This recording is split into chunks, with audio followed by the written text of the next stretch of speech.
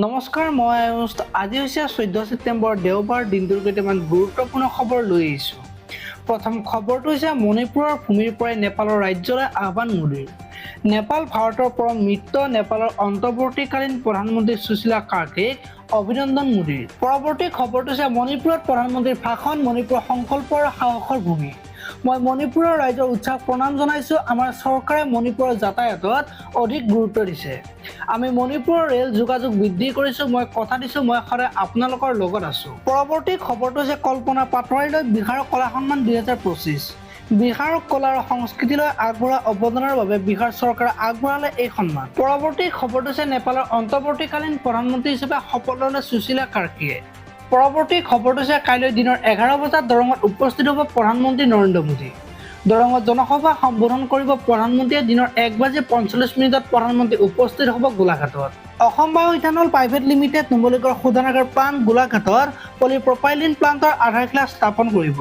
পৰৱৰ্তী খবৰটো হৈছে ৰাছিয়াত ভয়ংকৰ ভূমিকম্প 7.1 ৰিক্টাৰ স্কেলৰ ভূমিকম্পই জোকাৰি দিয়ে ৰাছিয়াৰ কামচাটকা অঞ্চল। পৰৱৰ্তী খবৰটো হৈছে বলিউডৰ জনপ্ৰিয় অভিনেত্ৰী দিশা পাটানীৰ বৰেলীৰ ঘৰত দুৰ্বৃত্তৰ গুলীচালনা। পৰৱৰ্তী খবৰটো হৈছে গৌৰৱ গগৈয়ে আমেৰিকান ব্ৰিটিছ ষ্টাইলত ইয়াক উলিয়াব নালাগে, ডাইৰেক্ট কক এলায়েন্স হ'বনে নহয়, ইমান বেছি টেঙৰামি ভাল নালাগে, এই কথা মন্তব্য কৰিলে অখিল গগৈয়ে। পৰৱৰ্তী খবৰটো হৈছে গুৱাহাটীত উপস্থিত প্ৰধানমন্ত্ৰী নৰেন্দ্ৰ মোদী। গামোচা ফুলৰ থোপাৰে আদৰিলে মুখ্যমন্ত্ৰী সহ বিজেপিৰ নেতৃত্বই।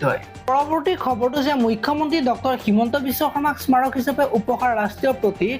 মচলপুৰৰ শিল্পী বিচিত্ৰ পাঠকৰ শিল্পৰ প্ৰতিভা প্ৰশংসা মুখ্যমন্ত্ৰী। পৰৱৰ্তী খবৰটো হৈছে মণিপুৰৰ গৃহহাৰা জনতাক কেন্দ্ৰই দিব ঘৰ, চৰকাৰে 7,000 নতুন ঘৰ নিৰ্মাণ কৰিব মণিপুৰত, এই কথা মন্তব্য কৰিলে প্ৰধানমন্ত্ৰী নৰেন্দ্ৰ মোদীয়ে। পৰৱৰ্তী খবৰটো হৈছে আহি গ'ল ৰেচন লোৱাৰ নতুন নিয়ম, নতুনকৈ ৰেচন কাৰ্ডৰ বাবে আবেদন কৰা সকলৰ বাবে ডাঙৰ খবৰ। আবেদন নকৰাকৈ লাভ কৰিব অৰুণোদয় ঘোষণা মুখ্যমন্ত্ৰী ডক্টৰ হিমন্ত বিশ্ব শৰ্মাৰ। পৰৱৰ্তী খবৰটো হৈছে স্বাধীনতাৰ 78 বছৰৰ পাছত প্ৰথমবাৰলৈ ভাৰতৰ ৰেল মানচিত্ৰৰ সৈতে সংযুক্ত হ'ল মিজোৰাম। ভৈৰৱী চাইৰাং ষ্টেচনৰ পৰা দিল্লীৰ আনন্দ বিহাৰলৈ ৰাজধানী এক্সপ্ৰেছ উদ্বোধন, 8,070 কোটি টকাৰ ৰেল প্ৰকল্পৰ উদ্বোধন প্ৰধানমন্ত্ৰীৰ। পৰৱৰ্তী খবৰটো হৈছে নেপালত নতুন সূৰ্যোদয়, উঠাই দিয়া হ'ল কাৰফিউ, আৰম্ভ স্বাভাৱিক জীৱন যাত্ৰা। পৰৱৰ্তী খবৰটো হৈছে গোলোকগঞ্জত কোচ ৰাজবংশী জনগোষ্ঠীৰ ওপৰত আক্ৰমণ চলাই মুখ্যমন্ত্ৰীৰ হুংকাৰৰ পাছতেই ক্ষমা খুজিবলৈ বাধ্য হ'ল নিলম্বিত অচি দেৱজিৎ কলিতাই।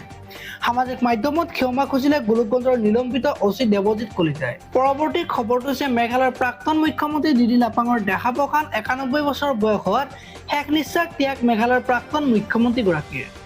আজিলৈ মানে আপোনালোকে যদি ভিডিঅ'টো চাই ভাল পালে তেতিয়াহ'লে লাইক কৰিব আৰু এনেকুৱা ধৰণৰ খবৰ সদায় পাই থাকিবলৈ চেনেলটো ছাবস্ক্ৰাইব কৰি বেল আইকনটো প্ৰেছ কৰিব। ধন্যবাদ।